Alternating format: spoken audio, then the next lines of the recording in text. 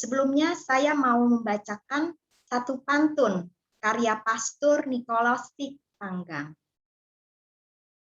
Dari Sibolga ke Sidempuan, kulihat bunga kiri dan kanan. Bila dosa tak terkatakan, ingatlah dia, Sang Kerahiman. Terima kasih. Baiklah, Pastor Niko, waktu pengajaran kami persilakan. Terima kasih, Pastor. Terima kasih Ibu yang baik yang telah memulai doa kita dan renungan kita malam ini dengan pantun. Ya, kita akan lihat sebagai dasar dari permenungan kita malam ini dari 2 Tesalonika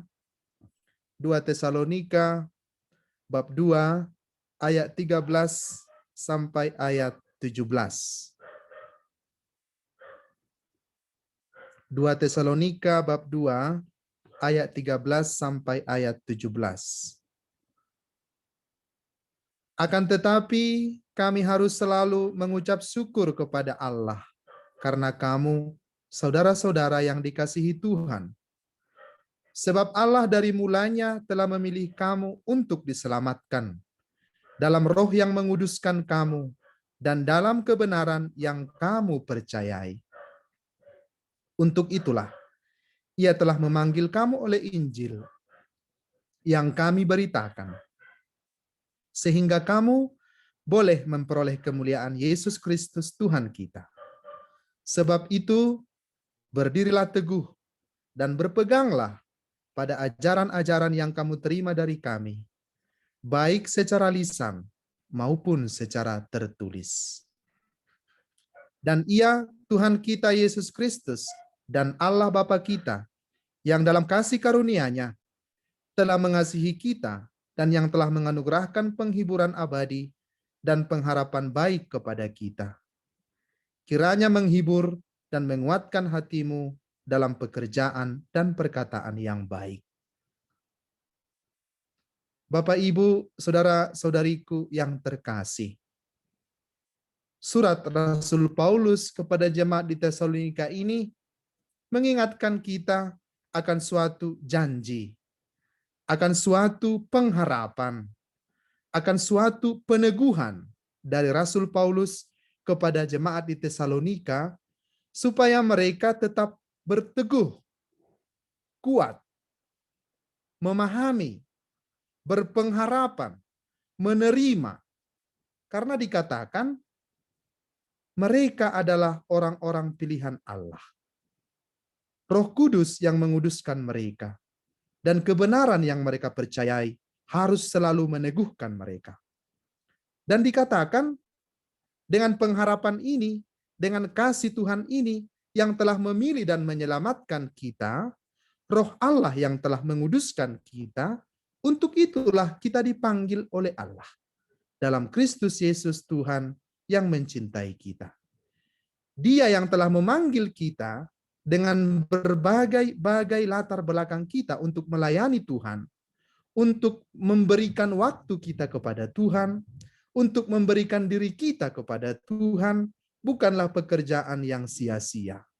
Bukanlah suatu pekerjaan yang tidak ada faedahnya bagi kita. Dikatakan bahwa kita menerima Kristus sendiri dalam diri kita, oleh sebab itu Allah mengasihi kita, kita diselamatkan dalam roh yang menguduskan kita itu.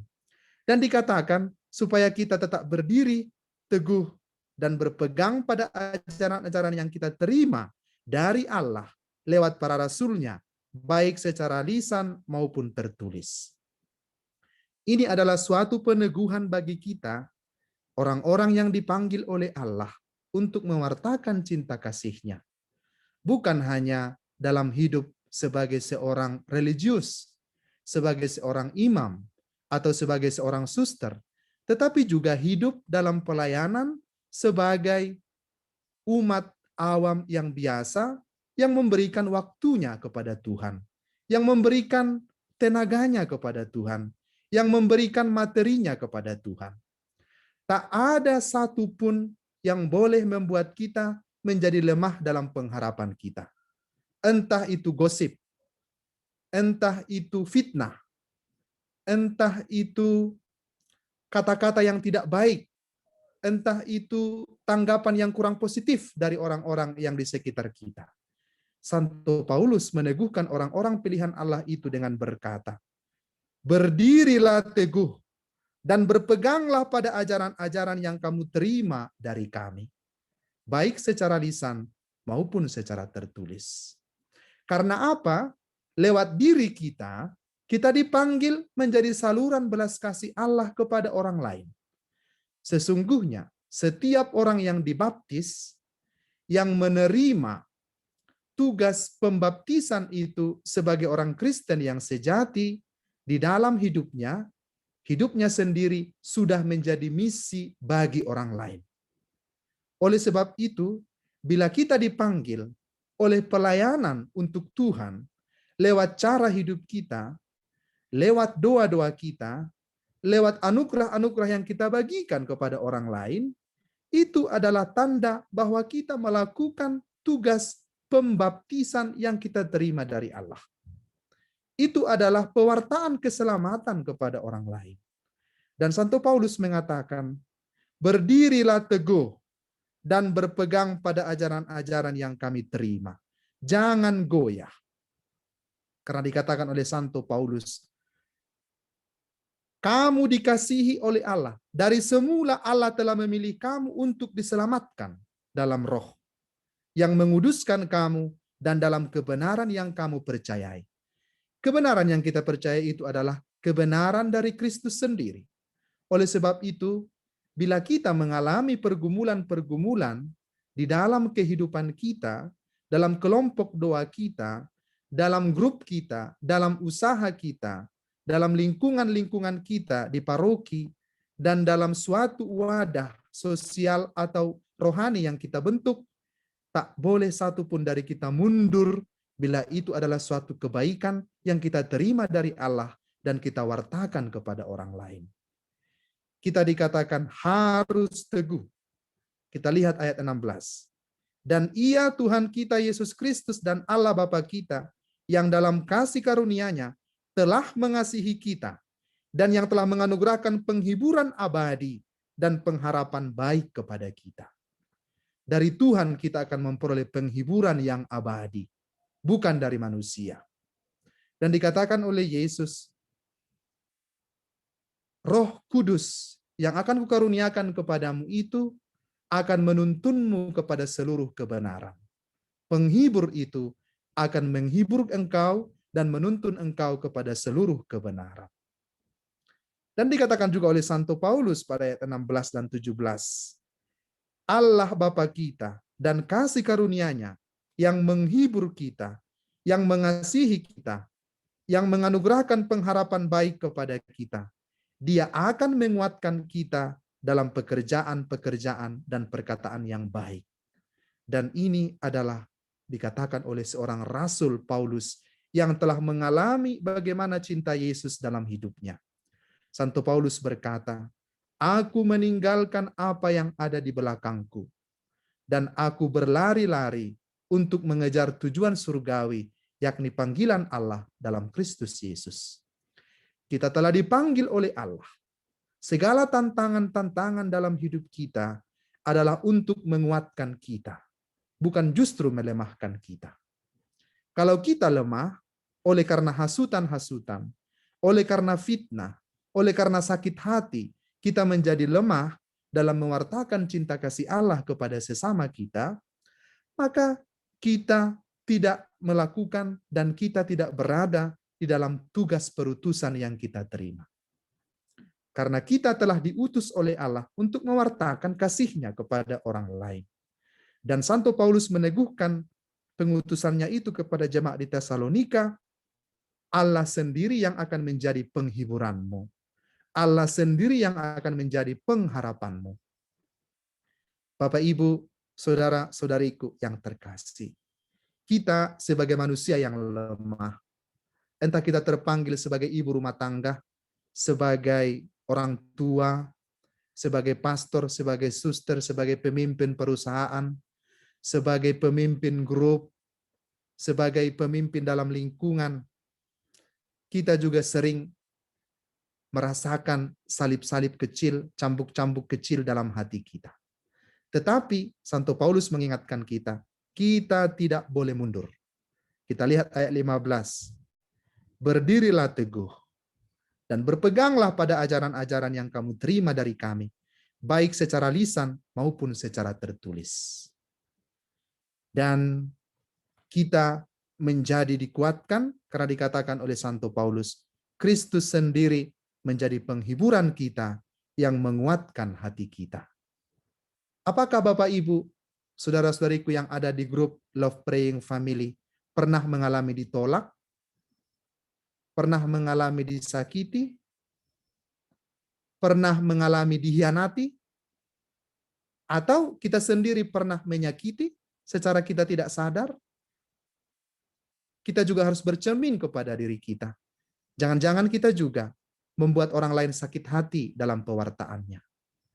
Bapak, Ibu, saudara-saudariku yang terkasih, marilah kita saling meneguhkan. Karena itulah yang diinginkan oleh Allah lewat diri kita, lewat kebersamaan kita. Dan Santo Paulus pada malam hari ini meneguhkan kita. Kita telah dipanggil dan diutus oleh Allah. Dan itulah tema permenungan kita malam ini. Tuhan telah memilih kita menjadi alat keselamatannya. Bukan harus menjadi pastor, bukan harus menjadi suster, bukan harus menjadi pemimpin gereja tertentu, tetapi lewat hidup kita, lewat pembaptisan yang telah kita terima, kita telah dipanggil Allah untuk menjadi warta keselamatannya kepada orang lain. Sekali lagi saya katakan, mari berdiri dengan teguh, kuatkan hati kita, sebab Roh yang menguduskan kita akan menuntun kita dalam kebenaran. Dan bila kita bersedih, dikatakan oleh Santo Paulus, Allah sendiri dalam kasih karunia-Nya yang mengasihi kita, Dia sendiri akan menganugerahkan penghiburan abadi kepada kita, pengharapan abadi kepada kita. Pengharapan yang diberikan manusia itu terbatas. Penghiburan yang diberikan manusia itu terbatas. Tetapi penghiburan yang diberikan oleh Allah itu abadi adanya. Saudara-saudariku yang terkasih, semoga Tuhan meneguhkan kita dalam tugas kita. Jangan lemah, jangan berputus asa. Bila kita mewartakan kebenaran, Tuhan selalu berada di pihak kita. Sebab Roh Kudus itu membenarkan, memulihkan, menguduskan, dan menghibur kita. Maka, mari kita mewartakan kebenaran dengan cara yang lembut. Karena bisa juga kita mewartakan kebenaran dengan cara yang kasar. Tuhan tidak ingin kita mewartakan kebenaran dengan cara yang kasar.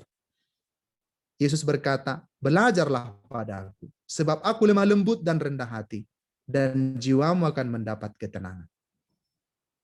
Saudara-saudariku yang terkasih, mari kita lihat kita sebagai pemimpin di rumah tangga. Apakah kita merasa disakiti? Mari kita melihat sebagai pemimpin dalam suatu karya sosial. Apakah kita merasa dikhianati? Kembali ditegaskan oleh Santo Paulus. Berdiri teguh, berpegang teguh pada ajaran-ajaran yang kita terima dengan baik. Karena Tuhan telah membawa kita menjadi pewarta keselamatan. Lewat diri kita, orang bisa melihat kita pembawa keselamatan bagi mereka. Semoga Tuhan memberkati kita. Amin.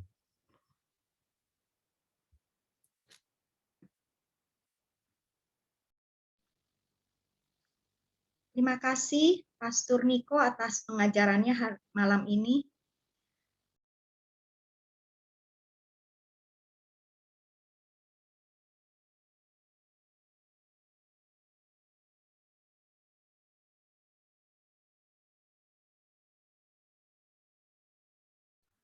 Jen, maaf, apakah termute? Oh iya, maaf. Saya ulangi lagi. Ada 2 poin yang akan saya sampaikan dari renungan Pastor Niko tadi. Yang pertama adalah bukan pekerjaan yang sia-sia jika kita dipanggil Allah untuk mewartakan kasih-Nya. Kita dipanggil dalam pelayanan, dalam doa, dalam anugerah kita, dan menjadi saluran kasih untuk orang lain. Kita harus teguh, walau banyak pertentangan dalam komunitas, atau kita menanggung salib kecil, cambuk-cambuk kecil, kita harus tetap teguh, jangan lemah, dan jangan putus asa. Karena dari Tuhan kita mendapat penghiburan, bukan dari manusia. Dan Roh Kudus akan menghibur kita dan memulihkan kita. Demikian Pastor Niko. Saya rasa sudah cukup jelas tadi renungan dari Pastor Niko, dan kebanyakan mungkin sahabat LPF juga paham atas renungan yang tadi diutarakan. Jadi malam ini kami keluarga LPF berbahagia karena salah seorang dari tim pendoa syafaat, yakni Ibu Lani, sedang bersukacita. Beliau diberi karunia bernubuat, salah satunya saat hari pertama Ibu Cynthia balik ke Medan. Ibu Lani pada malam hari ini akan memberikan sharing iman. Maka kami mempersilakan Ibu Lani untuk bersharing. Terima kasih.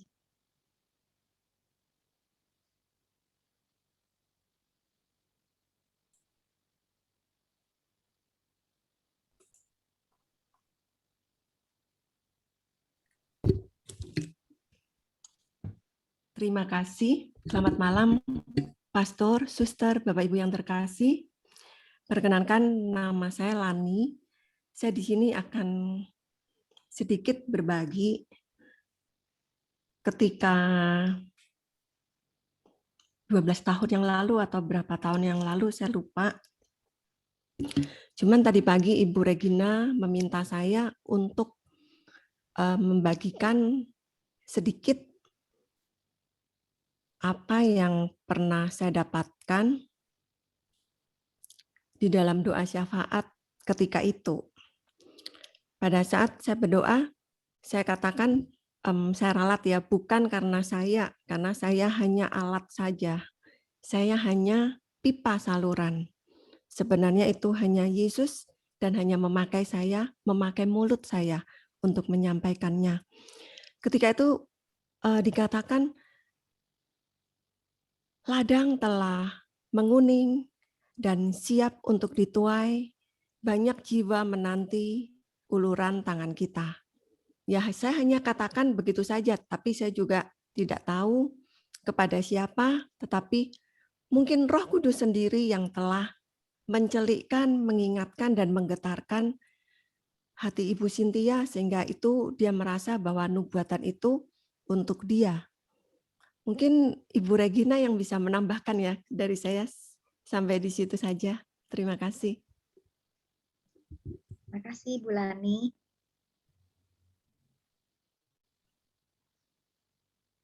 Apakah Bu Regina ada tambahan, Bu? Mungkin bisa langsung dengan Ibu Cynthia yang mengalaminya ya. Oke. Mari kita mempersilakan Ibu Cynthia. Selamat pagi, Bu Cynthia. Selamat malam. Selamat Bu malam, Cynthia. Pastor. Selamat malam, Bu Regina. Selamat malam, Selamat Ibu. malam, Lani. Senang sekali bertemu kembali di Zoom ini. Sungguh luar biasa. Saya sangat terharu saat Lani menyebutkan kembali nubuatan yang terjadi pada 12 tahun atau berapa tahun yang lalu. Waktu itu saya ingat di tahun 2006. Bulan Agustus kalau nggak salah. Kira-kira begitu. Saat tadi Lani menyebut kembali, hati saya ini mau menangis kembali. Rasanya aduh terharu banget suasana di saat itu. Sungguh-sungguh merasakan sesuatu. Bukan kehendak saya sesungguhnya untuk kembali ke Indonesia karena sudah sekian lamanya pindah keluar ya. Jadi di saat itu hanya berupa suatu dorongan kuasa Roh Kudus, dan saya juga seorang ibu rumah tangga yang tidak mengerti apa-apa terus terang. Di saat itu, saya hanya mendengar bahwa satu message yang diberikan kepada saya, jika saya melangkah kaki kembali ke Indonesia, maka rencana Tuhan akan terpenuhi. Jadi pikiran saya sangat sederhana sekali saat itu, setelah mengarungi begitu banyak persoalan-persoalan ya di dalam kehidupan atas panggilan saya harus menjalankan misi yang Tuhan mau saya lakukan di Indonesia. Saat itu kan saya masih belum mengerti apa-apa. Jadi saya ulangi sedikit ya dari panggilan yang terjadi juga di dalam grup LPF ini ya. Untuk mengkonfirmasi panggilan yang sudah saya rasakan bahwa memang saya harus kembali ke Indonesia, tapi saya belum berani menjawabnya karena selalu berpikir siapalah saya ini, kenapa saya saat itu masih sangat lugu sekali dan ingin melarikan diri. Tetapi di saat-saat itu, setelah kepindahan saya, sudah keluar dari, saya kira sudah keluar sekian lama dari Indonesia, pindah dari Medan, kan baru 3 tahun. China 3 tahun, udah 9 tahunan. Baru saya ke Kanada, dan di saat itu, setelah pindah, saya udah tenang, kirain udah semua udah aman di sini. Ternyata saya tuh melarikan diri semakin jauh dari Indonesia. Jadi saat-saat perpindahan kami di tahun 2004 ya, baru 1 semester ya, 6 bulan. Di tahun 2005 awal, anak saya udah mulai sakit. Mulai dikena sakit anoreksia. Jadi saat-saat itu saya belum mengerti kenapa hal itu terjadi. Tapi bersamaan waktu lalu, di bulan Oktober tahun 2005, saya mendapatkan telepon dari Bu Regina dan teman-teman mencari saya. Jadi waktu itu saya merasa sedikit kecewa dan kecil hati. Kenapa saya dicari? Saya katakan. Pertanyaannya lucu lagi. Bu Cynthia masih berdoa nggak? Masih ke gereja? Jadi itu kan pertanyaan yang luar biasa. Sepertinya saya udah lari keluar dari jalur Tuhan. Sehingga saya mengatakan kenapa saya di sini masih berdoa, masih ke gereja, masih berdoa untuk orang-orang sakit semuanya. Lalu dikatakan ini ada message mencari ibu, mencari nama Cynthia. Saat mencari nama Cynthia, lalu saya katakan, maaf deh, rasanya itu nama bukan untuk saya. Cobalah cari kembali siapa yang dimaksud Tuhan. Yang ianya pasti bukan untuk saya katakan begitu. Tetapi setelah lewat sekian lama, itu kan di bulan Oktober, panggilan atas nama saya, di bulan November, grup cinta ini menemukan saya. Tapi perasaan saya sangat tidak damai. Tanggal 8 Desember saya mulai pergi ikut ziarah ke Bunda Maria. Saat ziarah itu, tiba-tiba saya kan sudah lupa dengan panggilan ini atas nama. Tiba-tiba di stasi Jalan Salib nomor 10, tiba-tiba saya diingatkan akan panggilan tersebut, lalu saya mulai berdoa.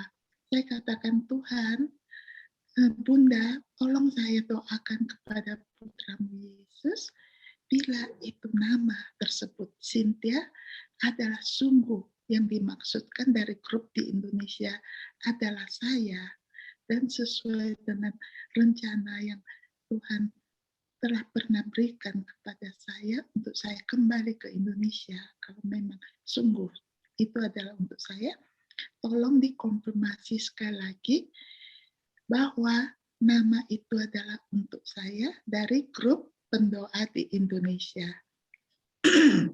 Tanggal 8 Desember, waktu itu pagi di tempat saya di sini, tiba-tiba tanggal 9 Desember, jam 5 pagi, saya mendapat message dari Ibu Regina. Luar biasa, membuat saya sangat terkejut dan saya langsung terjulur ke bawah menangis, meminta maaf atas kelalaian dan ketidakpercayaan selama ini. Bahwa di message itu mengatakan, jangan khawatir lagi bahwa nama Sinta itu sungguh adalah untuk saya. Dan sudah 2 orang yang mendoakan, mereka tidak saling kenal, tapi mereka mengatakan nama tersebut adalah untuk saya. Lalu saya terkejut dan sungguh-sungguh saya menangis. Nah, setelah itu, hati ini jadi lega, dan dari sana saya mulai untuk mempelajari sesungguhnya apa yang Tuhan inginkan. Disitulah saya mulai menyiapkan diri dan berdoa.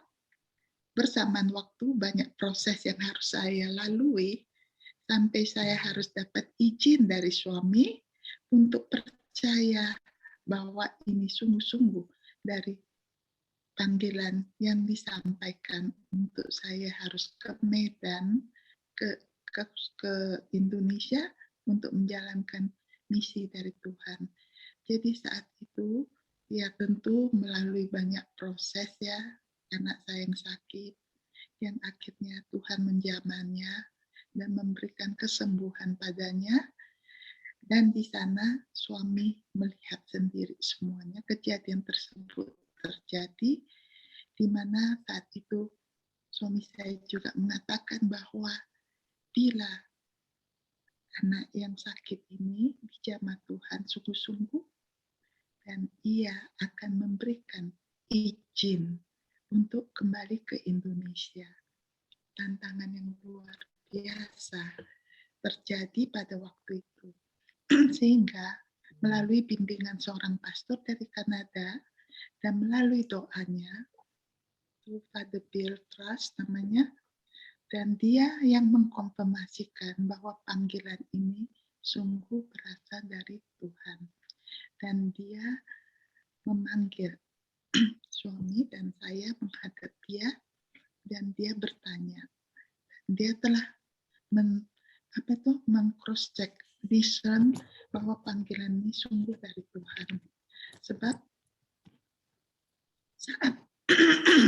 saat dia mengajarkan saya berdoa, mohon Tuhan memberikan kata iya di dalam hati suamimu, supaya rencana Tuhan untuk kamu ke Indonesia sungguh terjadi bila itu kehendak Tuhan. Saat itu suami saya berada di Indonesia, di Pekanbaru. Lalu waktu pertemuan dengan pastor ini adalah hari Sabtu di pagi hari.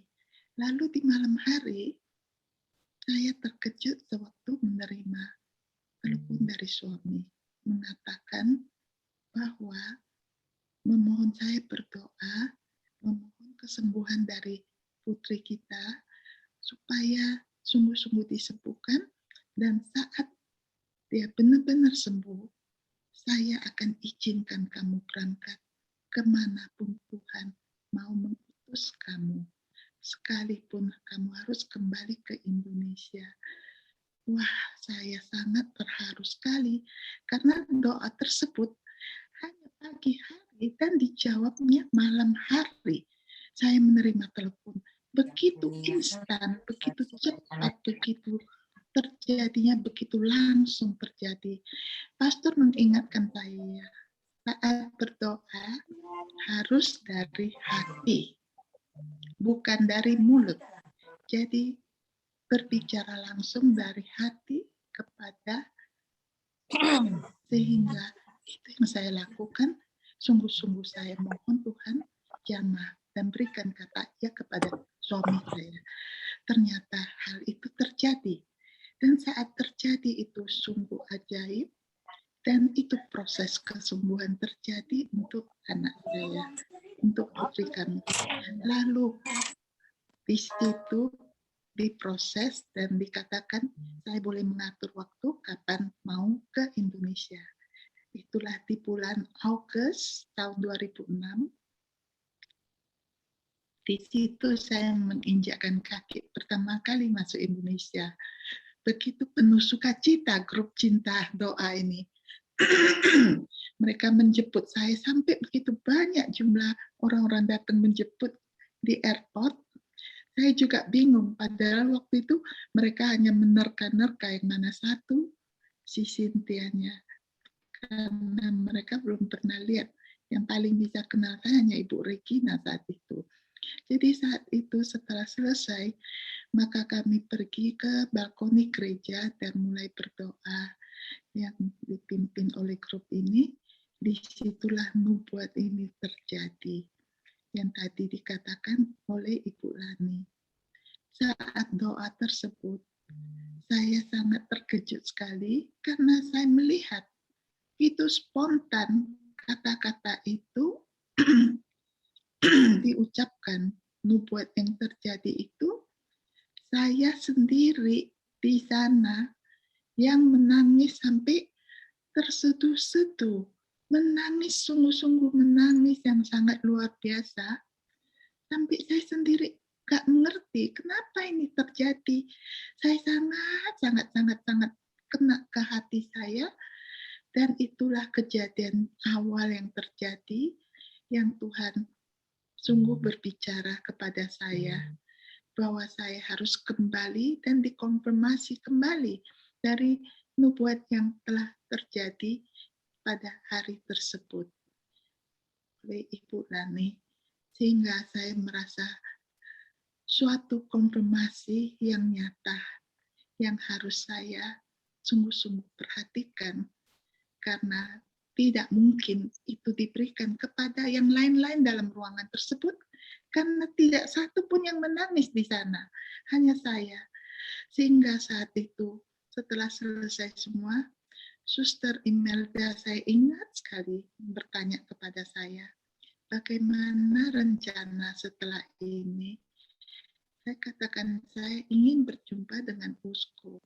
Tapi kata suster, kamu tidak boleh jumpa kemana-mana dulu, tapi kamu sedang ditunggui oleh almarhum Pastor Marcel.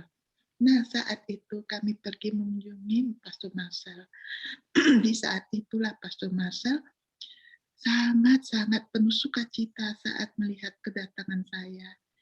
Saya melihat dari mulut Pastor Marcel juga mengatakan sesuatu yang sungguh-sungguh merupakan semacam suatu nubuat ya, bahwa ia mengatakan kamu sungguh-sungguh diutus oleh Allah untuk saya di sini. Jadi saya belum mengerti apa maksudnya yang dimaksud oleh Pastor Marcel, tetapi saya katakan ayo kita berdoa bersama karena almarhum memohon untuk didoakan. Saat itu kita doa bersama, dan saya katakan kepada almarhum bahwa Tuhan pasti memberi dia kesembuhan, sebab Tuhan masih memerlukan Pastor Marcel untuk mengerjakan proyek yang begitu besar, saya katakan. Maka saya katakan bahwa pastor akan disembuhkan Tuhan. Sebab proyek yang besar sedang menunggu untuk pastor kerjakan. Saat itu proyek besar apa itu saya juga nggak mengerti. Cuma itu keluar saja begitu dari mulut saya. Juga Tuhan berbicara langsung. Saya berpikir kepada Pastor Marcel. Nah setelah kejadian itu, lalu saya katakan, Pastor saya ini harus pulang. Terus pastor ingatkan saya, tolong doakan saya terus, karena awal tahun depan saya harus kembali ke Malaysia untuk memulai check up kembali. Jadi itu kan 2006. 2007 awal, sungguh pastor kembali. Saat kepulangannya dari Pineng, pastor message saya, sangat sedih dan sangat down sekali dia ya. Lalu pastor mengatakan, Cynthia, saya telah disuruh pulang karena tidak ada dokter yang bisa mengobati saya lagi. Nah, di saat itu saya katakan, wah pastor, sesungguhnya sewaktu di Medan saya lupa memberikan pastor sebuah doa yang sungguh-sungguh sangat powerful. Saya bilang, sungguh saya waktu di Medan, saya tidak bawa buklet doa kerahiman ilahi. Biasa selalu ada di tas saya. Karena sebelum saya pindah dari Indonesia, saya telah mempraktekkan doa koronka, doa kerahiman, dan khusus dalam mendoakan orang-orang sakit. Dan selalu saya bawa di dalam tas untuk mewartakan. Waktu itu saya nggak mengerti mewartakan, tetapi suka saya membagi supaya orang-orang juga ikut berdoa. Jadi saya mengerti sangat begitu luar biasa kekuatan doa tersebut. Langsung pastor bilang, doa apa itu Cynthia? Langsung saya katakan doa kerahiman ilahi. Lalu pastor bilang, saya tidak pernah tahu. Saya bilang, pastor kembalilah ke Medan, tanyalah ke dalam grup doa cinta, bahwa mereka pasti mengenal doa tersebut. Nah, setelah pastor kembali, pastor menemukan buku tersebut. Pastor bertanya kepada saya, apa yang harus dia katakan? Lakukan. Lalu saya katakan, pastor pilih jam berapa doa? Pastor katakan dia pilih jam 3 sore. Lalu saya katakan, kalau pastor jam 3 sore, saya akan pilih jam 3 pagi. Ayo kita sama-sama mulai doa dari novena hari pertama. Selama 9 hari kami selesaikan novena tersebut.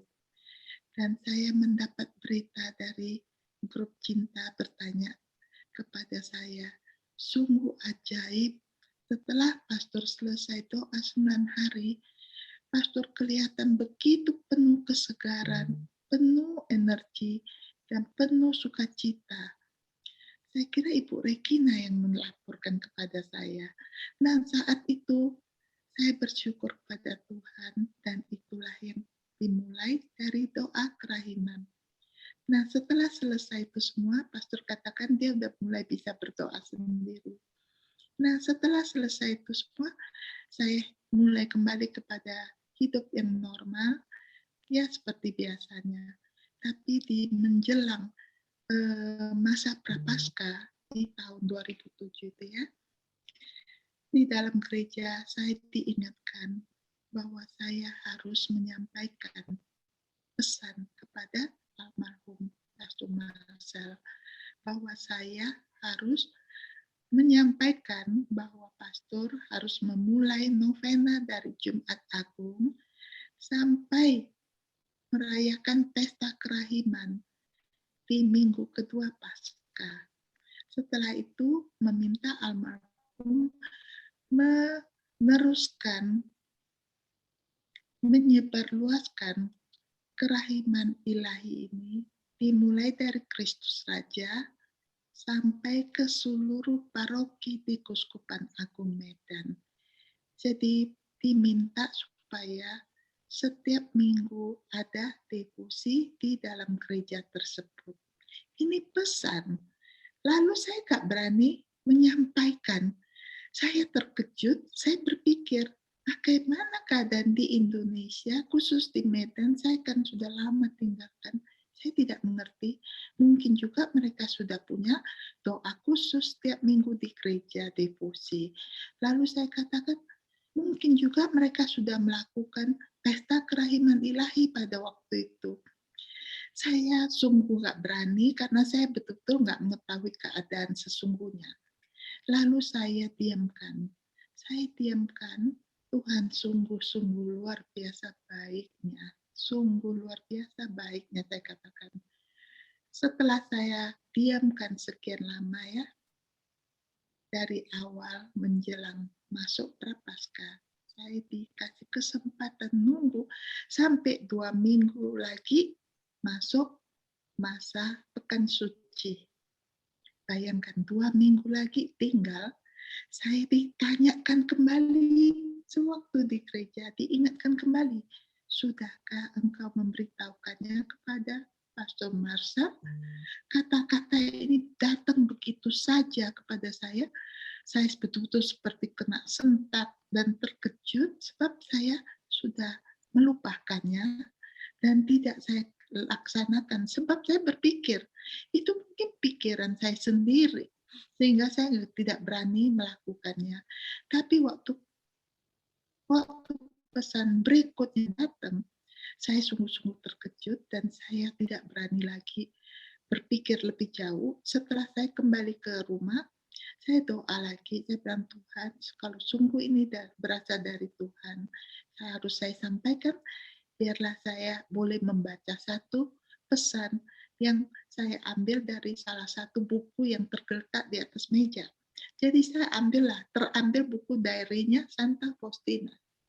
Nah, saat itu saya berdoa, saya katakan, Tuhan, berikanlah satu kata yang menguatkan saya sehingga saya bisa laksanakan pesan Tuhan kepada Pastor Marcel. Sungguh luar biasa ajaib. Waktu saya buka buku tersebut, terbuka nomor 635. 635. Di situ panjang yang dikatakan. Kalau ada, mungkin ada yang bisa bacakan. Nomor 635.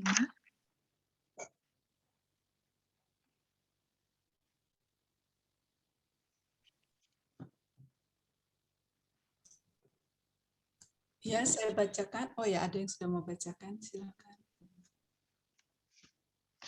Silakan. Ya, bentar Bu. 635.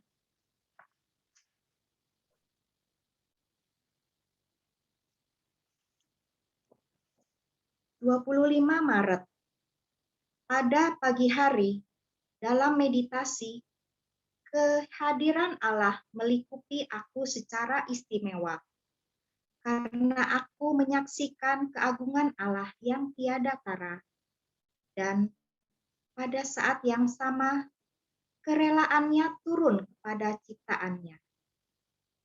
Kemudian aku melihat Bunda Allah yang berkata kepadaku, "Oh, betapa menyenangkan hati Allah, jiwa yang dengan setia mengikuti bisikan-bisikan rahmat-Nya. Aku memberikan juru selamat kepada dunia, dan engkau harus berbicara kepada dunia mengenai kerahiman-Nya yang besar dan mempersiapkan dunia untuk kedatangannya yang kedua. Ia akan datang bukan sebagai juru selamat yang rahim, melainkan sebagai hakim yang adil.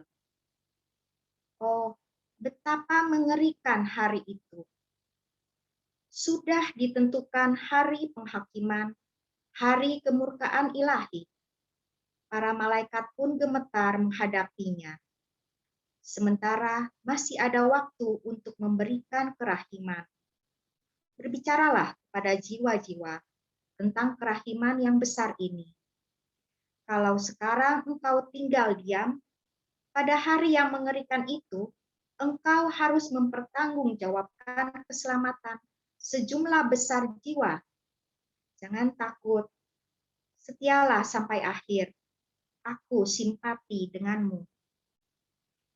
Terima kasih, Jenny. Ya. Jadi itulah pesan yang disampaikan. Saya sungguh-sungguh sangat terkejut dan saya tidak bisa berpikir lagi. Langsung saya angkat telepon. Saya telepon pastor. Saya katakan, "Pastor, ini ada pesan." "Ya, Cynthia, apa itu?" katanya. Pastor begitu penuh kerendahan hati luar biasa dan akhirnya dia menerima pesan-pesanku semua dengan tidak bertanya apa-apa. Pastor menerima begitu rupa, luar biasa Pastor Marcel. Lalu satu kata dikatakan kepada saya, "Cynthia, saya tidak bisa mengerti bagaimana merayakan misa kudusnya, untuk pesta kerahiman ilahi. Sebab pastor belum mengerti saat itu. Lalu saya katakan, pastor, saya akan siapkan semuanya untuk pastor. Lalu saya kirimkan bahan-bahannya dan saya kirimkan gambar Yesus kerahiman ilahi, masukkan ke dalam tabung dengan DHL, dan saya tidak lupa menuliskan surat kepada uskup. Saat itu uskup Pius Datubara, dan juga saya nulis kepada uskup Anicetus, kepada pastor Marcel, dan juga saya kira itu yang saya tulis. Saya minta izin supaya uskup memberikan izin kepada Pastor Marcel untuk memulai novena dari Jumat Agung sampai kepada perayaan di Minggu Pesta Kerahiman Ilahi. Sebab saya mengerti, karena pastor mengatakan di sana belum pernah terjadi misa Pesta Kerahiman Ilahi. Jadi belum ada yang merayakan dan belum ada devosi di gereja-gereja. Paling-paling pribadi-pribadi di rumah saja. Jadi akhirnya suratnya tiba dan pastor tepat sekali waktunya pastor bisa merayakan dengan dibantu oleh grup cinta ini. Fotonya masih ada dan foto mereka begitu cantik, begitu indah. Saya masih menyimpannya. Kalau nggak saya pernah kirim ke Ibu Regina kembali. Jadi saat itu terjadilah di tahun 2007 Pesta Kerahiman. Dan selanjutnya pesta-pesta itu tiap tahun dirayakan sampai hari ini. Inilah sesuatu yang luar biasa yang Tuhan ingin misinya dijalankan di Keuskupan Agung Medan yang tanpa saya mengerti, tapi rupanya inilah pesan yang diberikan. Akhirnya di tahun 2015 dari Asia Apostolic Congress of Mercy setiap 3 tahun kan mengadakan giliran tiap-tiap negara untuk mengadakan pertemuan-pertemuan se-Asia. Kita juga punya pertemuan dunia, itu tiap 3 tahun juga, dan Asia juga tiap 3 tahun. Jadi saat itu baru kita mulai, di tahun 2012 ya, di Bangkok terjadi AAKOM yang kedua. Di sanalah kami berangkat bersama para imam, banyak imam yang mengikuti sampai ke sana ke Bangkok, dan Emeritus Uskup Pius Datubara juga ikut serta dalam acara tersebut. Pastor-pastor dari Medan, dari Indonesia banyak sekali ikut. Karena jumlah kita begitu banyak, sampai 20 lebih untuk para imam yang ikut, kalau nggak salah. Akhirnya menjadi perhatian di dalam kongres tersebut. Akhirnya mereka memberikan kita kesempatan untuk menerima sebagai tuan rumah untuk pesta, untuk merayakan AAKOM ketiga. Nah, itulah kejadian pertama kali di Medan. AAKOM ketiga dibuat di Medan begitu luar biasa, penuh kesuksesan, tapi itu sungguh bukan dari kita. Kita hanya sebagai pekerja dari Tuhan, tapi yang mensukseskan itu sungguh-sungguh dari Allah Roh Kudus. Karena terus terang saya ini siapa? Dan saya tidak mengerti apa-apa. Saat itu uskup meminta saya untuk menjadi chairperson-nya. Tapi saya katakan, bila Tuhan menginginkan, saya akan terima. Tetapi terus terang saya tidak mengerti apa-apa. Dan di saat itu saya hanya mendengar satu suara mengatakan, lakukanlah bagianmu dengan baik. Selebihnya saya akan melengkapinya. Terima kasih Tuhan untuk hal itu. Lalu kita bekerja bersama dengan tim. Tahu ya, yang bekerja itu adalah ibu-ibu rumah tangga semua. Dan akhirnya kita juga semua tidak mengerti apa-apa. Tapi sungguh Tuhan ajaib. Kita bisa mengundang sampai pembicara yang begitu terkenal. Pada late ya, almarhum sudah ya, Serapim Michelenko. Dia adalah postulator untuk beatifikasi, kanonisasi Santa Faustina. Dia yang salah satu sebagai mempelajari bolehkah Santa Faustina diangkat menjadi santa. Dialah pakarnya. Jadi pada Serapim ikut hadir, pada KAS, mereka dari Amerika, dari ini ya, tapi mereka dari Poland. Jadi itulah suatu kehormatan yang kita terima, suatu anugerah yang luar biasa, dan akhirnya mereka menyatakan begitu sukses kongres tersebut. Dan di sana mereka juga sempat menghadiri perletakan batu pertama untuk itu jarak kerahiman ilahi di Puncak 2000. Jadi mereka hadir di sana menyaksikan perletakan batu pertama. Dan pada Serapim yang menunjukkan arah posisi untuk kapel Santa Faustina harus menghadap ke timur, dan salibnya juga demikian. Dan nama dari plat nama Shrine Divine Mercy itu pemberian dari nama yang diberikan oleh Father Serapim Michaelenko. Beliau sekarang sudah di surga, sudah penuh sukacita dan mendoakan kita semua. Jadi kejadian ini semua tanpa kita bisa menyadari sungguh begitu luar biasa kejadian ini, dan sampailah pada ya banyak ya harus yang bisa saya sharing ya mengenai bagaimana penolakan yang terjadi, ketidakpercayaan dalam mendapatkan tanah di Puncak 2000, mungkin itu akan di-share di hari-hari lainnya. Jadi saat-saat begitu saya sangat penuh melihat bagaimana Tuhan berkarya di dalam kehidupan ini, di mana kita bekerja hanya berjalan tanpa mengerti apa-apa, tapi tiap-tiap langkah adalah arahan dan bimbingan dari kuasa Roh Kudus. Sehingga sungguh-sungguh saya tuh tidak mengerti apa-apa setelah kejadian dari perayaan di Indonesia tahun 2015 untuk AAKUM ketiga, dan akhirnya dari tim Asia meminta saya untuk menjadi lay koordinator untuk se-Asia.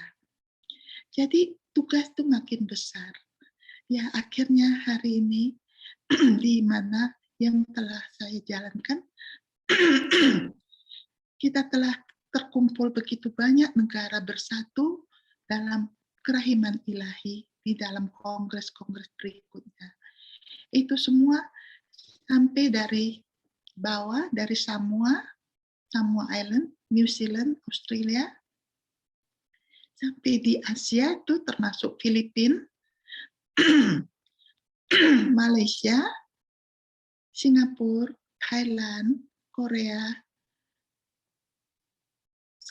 Macau, Hong Kong, sampai ke Middle East, Lebanon, Egypt, Yordan, ya sampai ke Jerman, ke Holland, sampai terakhir kita juga telah mencapai hubungan langsung dengan Vatikan, dan mereka menerima kami ini sebagai di bawah mereka punya naungan evangelisasi di bawah kepausan Paus Francis langsung kerahiman ilahi ini, dan kita bertemu langsung dengan presidennya, yaitu itu Archbishop Rino Fisichella, yang telah berbicara langsung kepada kami dari tim Asia dengan Father Prospero. Saat itu kami berkunjung dan beliau mengatakan beliau sangat bersukacita melihat perkembangan-perkembangan di Asia untuk kerahiman ilahi ini. Dan beliau katakan lanjut lagi untuk diteruskan supaya sebanyak-banyaknya jiwa diselamatkan. Dan beliau mengatakan akan berkunjung ke shrine kita di Puncak 2000 satu hari. Itulah hasil yang bisa saya sharekan untuk malam ini. Terima kasih.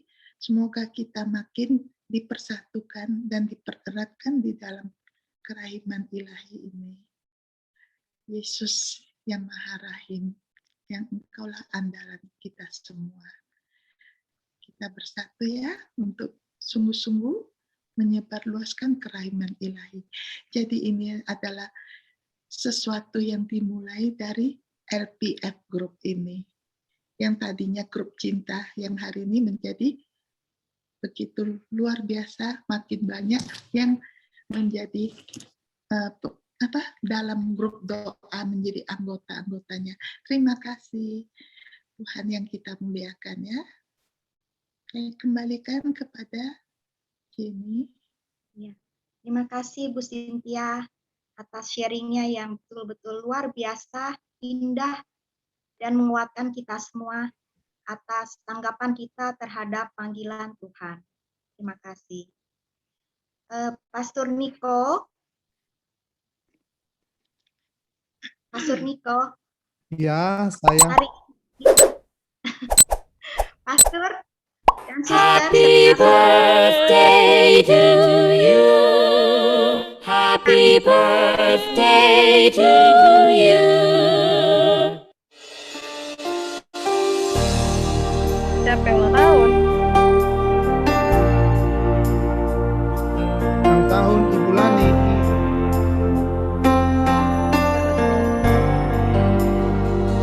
Aquí estás, debemos mover.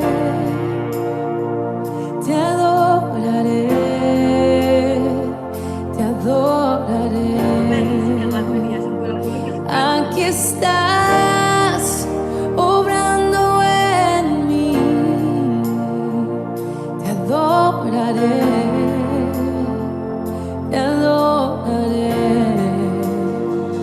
Aquí estás, debemos mover. Te adoraré, te adoraré. Aquí estás, obrando en mí. Te adoraré, te adoraré. Te llamamos milagroso, abres camino, cumples promesas, luz en tinieblas, mi Dios, así eres tú. Milagroso, abres camino, cumples promesas, luz en tinieblas, mi Dios, así eres tú. Aquí estás, sanando mi corazón. Te adoraré, te adoraré. Aquí estás, tocando mi corazón. Te adoraré, te adoraré. Te llamamos milagroso, abres camino, cumples promesas, luz en tinieblas, mi Dios, así eres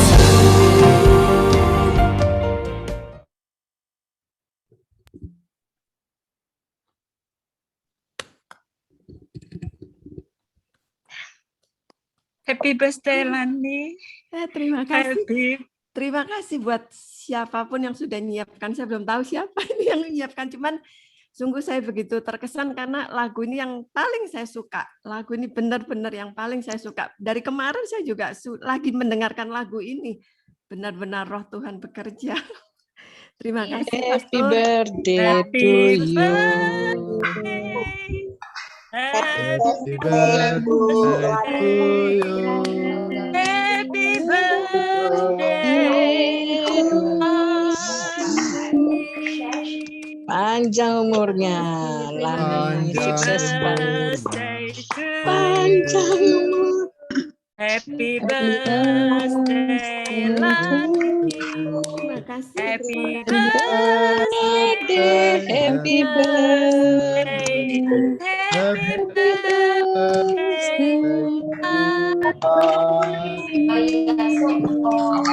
tahun Silani. Selamat ulang Ya, Selamat terima ulang kasih, tahun Bre. Ibu Lani. Selamat ulang tahun. Raymond Selamat ulang yang tahun buat. Ibu Lani.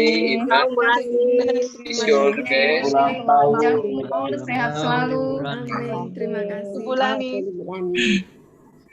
Saya mau buat satu pantun buat Ibu Lani ulang tahun malam ini. Wow. Saat hujan gerimis datang, indahnya langit terbit pelangi. Malam ini hati berdendang, selamat ulang tahun Ibu Lani. Cakep.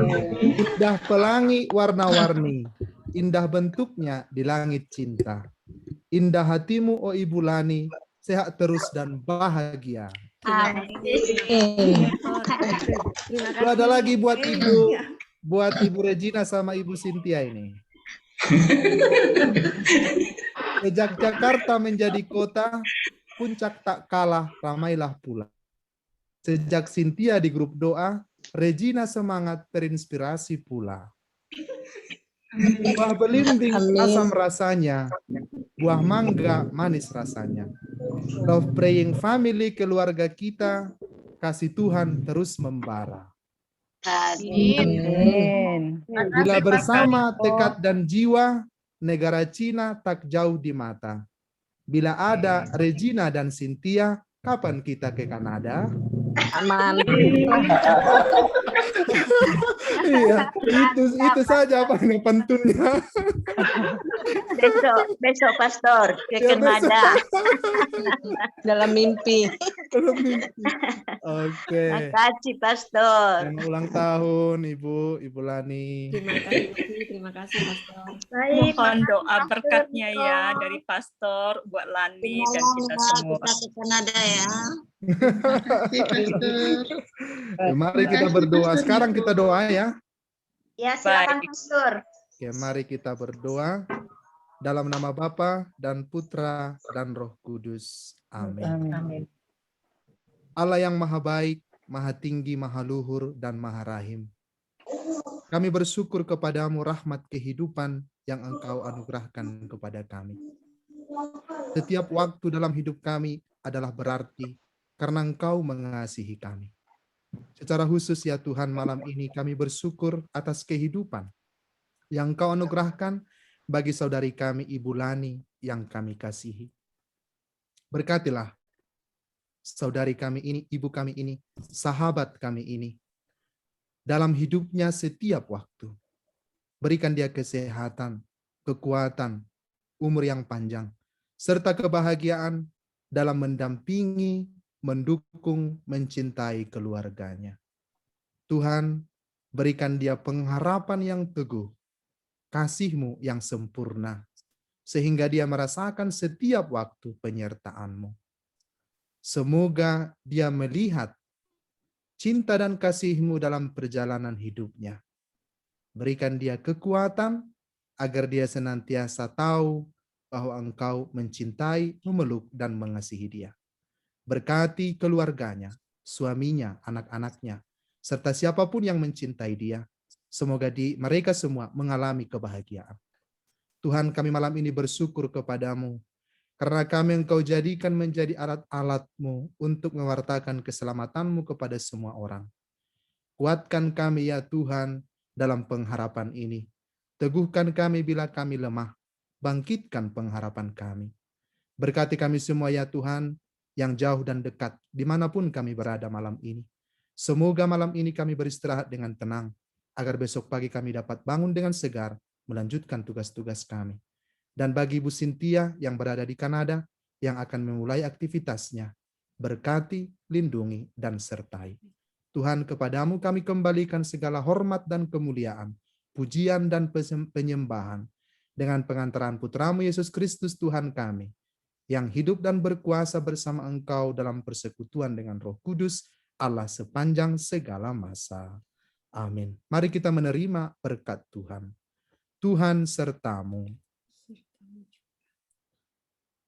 Semoga Ibu Lani yang berulang tahun hari ini dan semua kita diberkati, dilindungi, dan diberikan oleh Allah kepada kita damai sejahtera yang daripadanya.